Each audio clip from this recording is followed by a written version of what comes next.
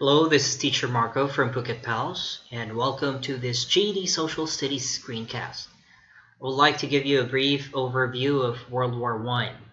By the way, this is a GED hot topic, and this will be the first part of this series that I will be making regarding World War One.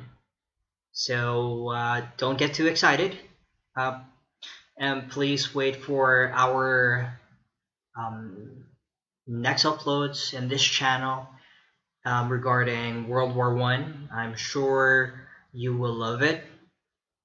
And if you find this video useful, please hit the subscribe button below and don't forget to share it. It helps us to help more people like you. All right, so let's begin. Let's start. Okay, the First World War. So World War One was a major conflict fought between 1914 and 1918. So it is also known as the War to End All Wars, the Great War, the First World War, and WW1, or the Roman numeral 1. Okay, so who fought in World War One?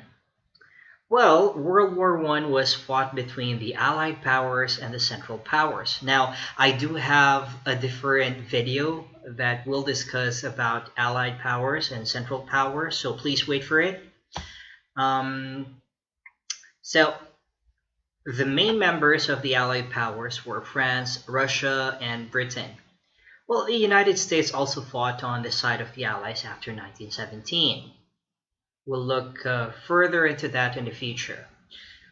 Now, with regard to Central Powers, the main members were Germany, Austria-Hungary, the Ottoman Empire, and Bulgaria.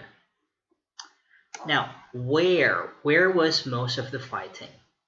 The majority of the fighting took place in Europe along two fronts, the Western Front and the Eastern Front. The Western Front was a long line of trenches that ran from the coast of Belgium to Switzerland. A lot of the fighting along this front took place in France and Belgium. Now, the Eastern Front was between Germany, Austria-Hungary, and Bulgaria, and on one side, Russia and Romania. So how did it start? This one, I have another video for this, but just to give you an overview, although there were a number of causes for the war, the assassination of Austrian Archduke Franz Ferdinand was the main catalyst for starting the war.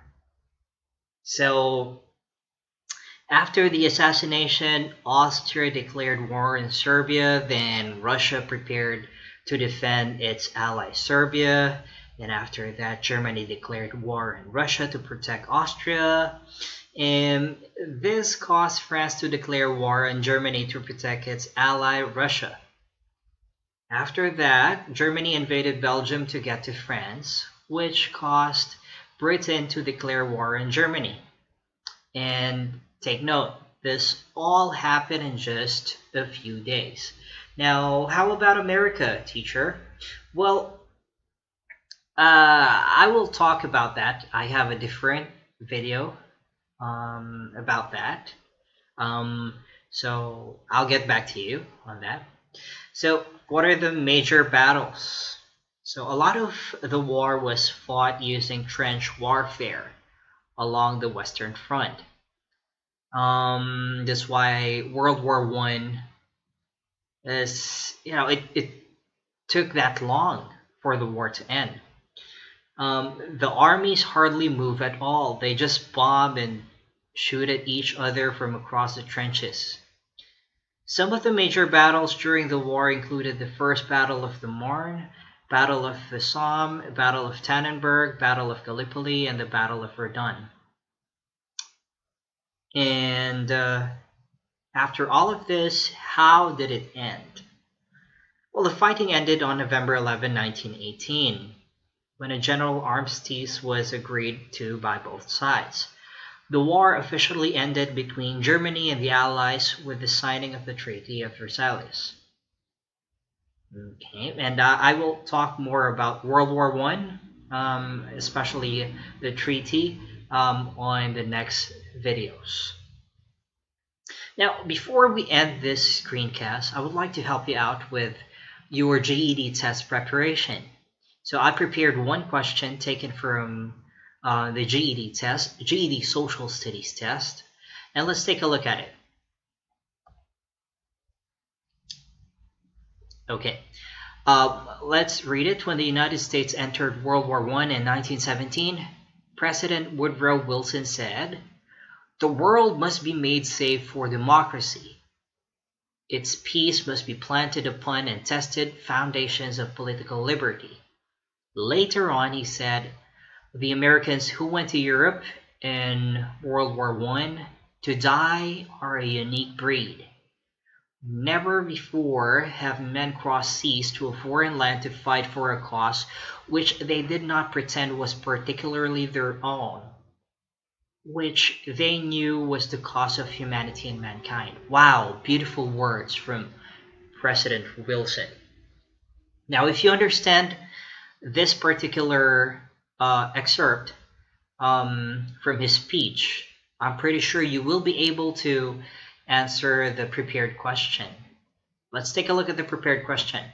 Of the following statements regarding potential U.S. courses of action in the early 1900s, which might Wilson have most strongly supported? Without without knowing the historical background of these events in the 1990s, you will be able to answer it as long as you were able to get the point of this particular excerpt or quotation.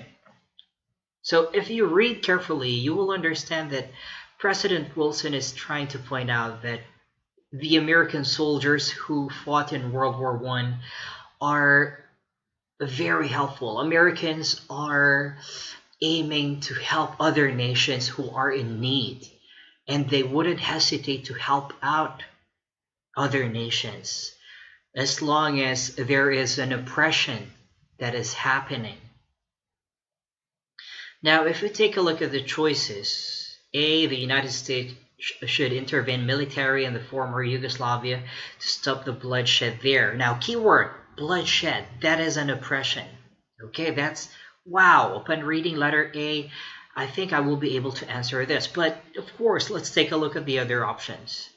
The United States should prevent the nations of Eastern Europe from joining NATO because such a situation could cause alarm in Russia. Okay.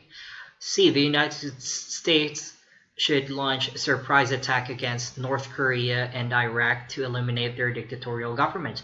Isn't it? This is kind of opposite. It's like America trying to oppress some other nations, although we know that North Korea and Iraq are dictatorial governments, but it's not the point of Mr. Wilson, of President Wilson, to oppress other nations. So let's eliminate letter C.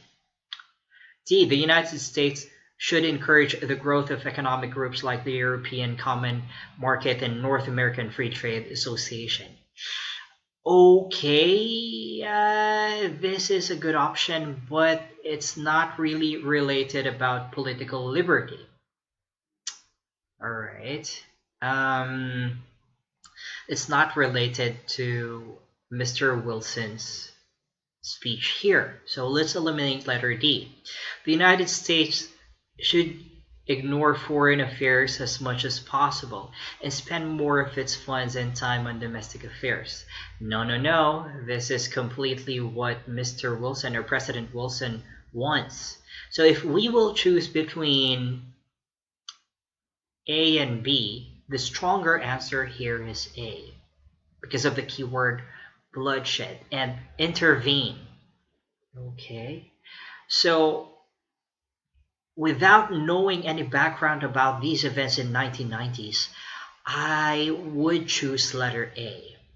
And yes, letter A is the correct answer here. Okay, so I hope that I was able to help you out today. I hope that you were able to pick up the way I answer questions through the process of elimination.